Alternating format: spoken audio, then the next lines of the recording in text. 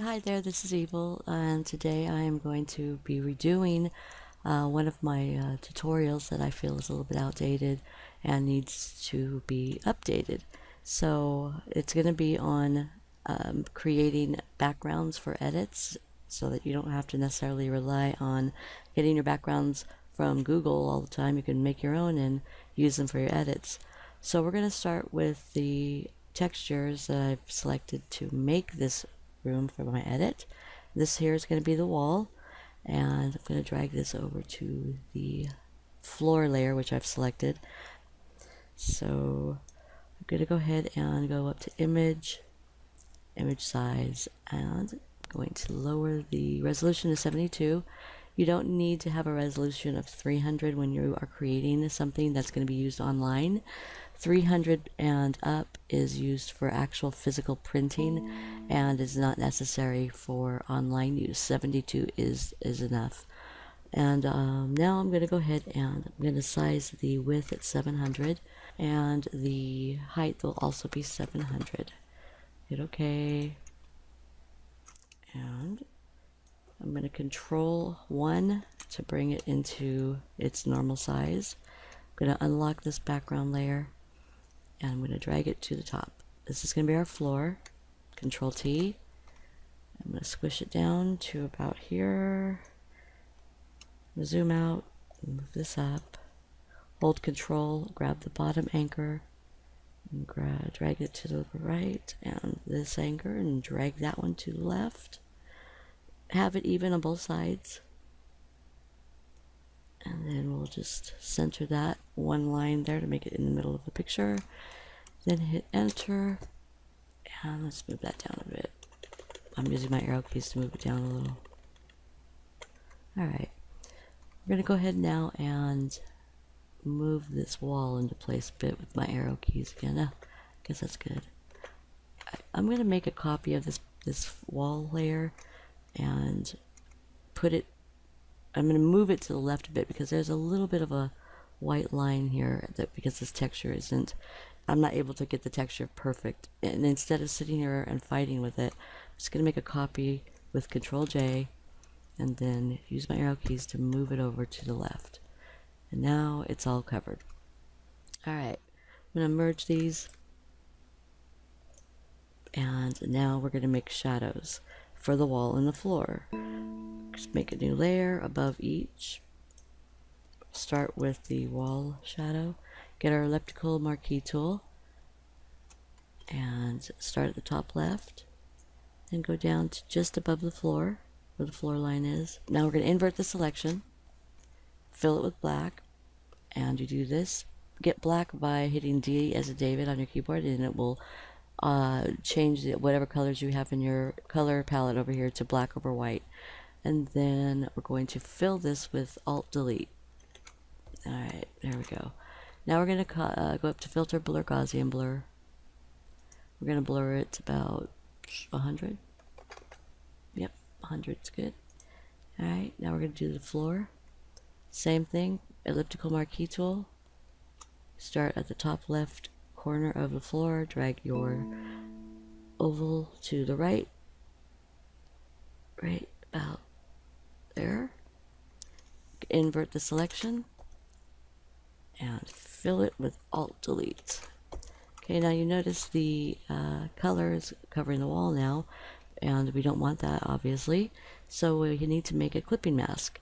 And what a clipping mask does is it will take the layer that you have selected and it will basically stick it inside of the layer below, so that that layer will only affect the layer below it and nothing else that's below that. So you do this by holding your Alt button down, mousing over the line in between the two layers, and if you could see how the cursor changes, once it does that you click, and now the layer is now only affecting the floor layer. So now we can go ahead and go to Blur, Filter, Blur, Gaussian Blur. Hit that. I'm going to lower this one down to about 45. Let's try 45. Okay, cool. 45. Hit OK. And now we're going to lower the opacity to about 90. Yeah, 90 is good for that. And we want the shadow layer selected and lower that down to 90. Okay, there we go. Alright, so now we're going to go ahead and make the floorboard. Select the top layer, make a new layer. Let's Control 1 to zoom in on this.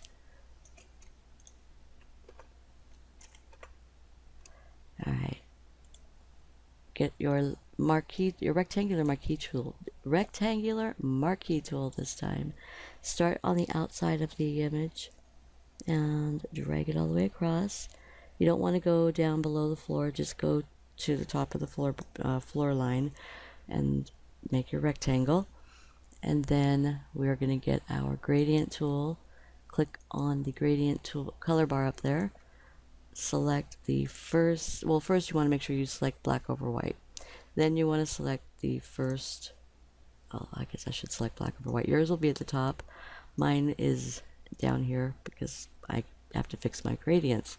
Anyway, select your black box here and find a dark color from your background. Just mouse over, click it, then go to the right white box there and find a light color from your background that complements the dark color. And we'll go with that pink, then hit OK. And make sure that when you're doing it, before you do your gradient, that you have the linear gradient selected here from this box. And hold Shift, then drag your gradient just inside of the box. Now when you do your gradient, if you find that the dark color is on top and the light is on bottom, simply do it the opposite way over that one. You want the dark to be at the bottom. Then Control D to deselect, and there's the floorboard, but it still needs a little work, so we're going to go into the effects panel here by double clicking on that layer. We're going to select bevel and emboss. Make sure the inner bevel is selected and that chisel heart is selected.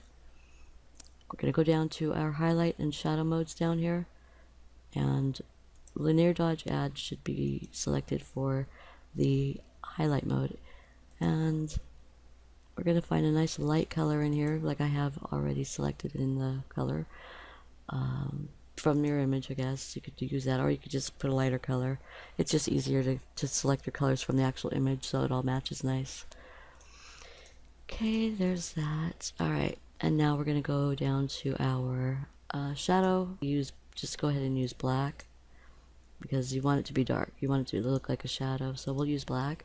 And we want linear dodge for highlight and just select normal for the blend mode on shadow.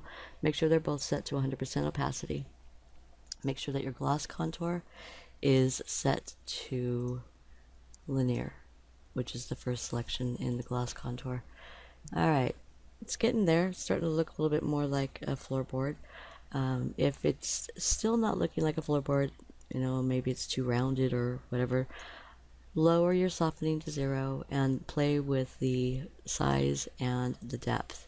As you can see, I've got both of mine set fairly low, and yours should be about the same. You can use the angle here to further increase the difference between the shadow and this highlight.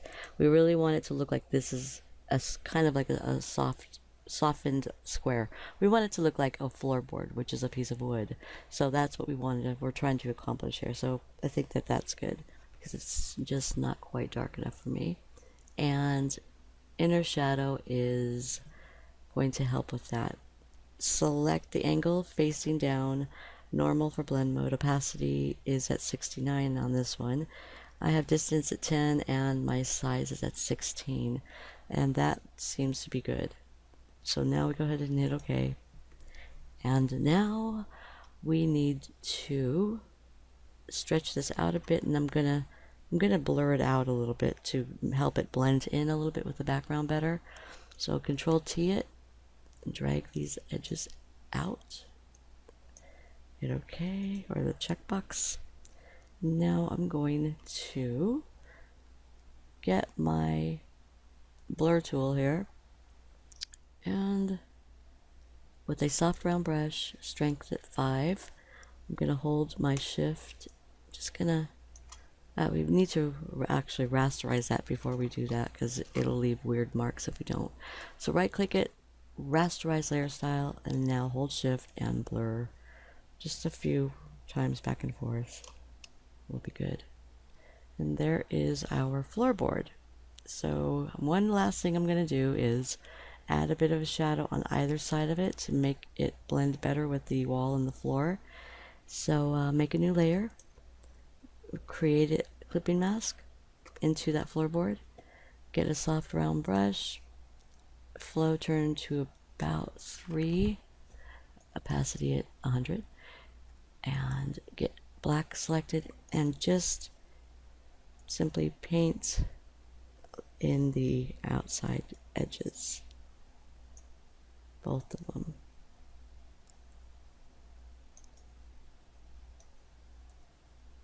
Alright, and now I'm going to blur those with Gaussian blur, so filter blur, Gaussian blur. Oops. And down to about... Sorry for the IMVU sound in the background. I forgot to turn off my game before I started the video. So, okay, radius we'll put up at about 20. Okay, hit OK. And there you go.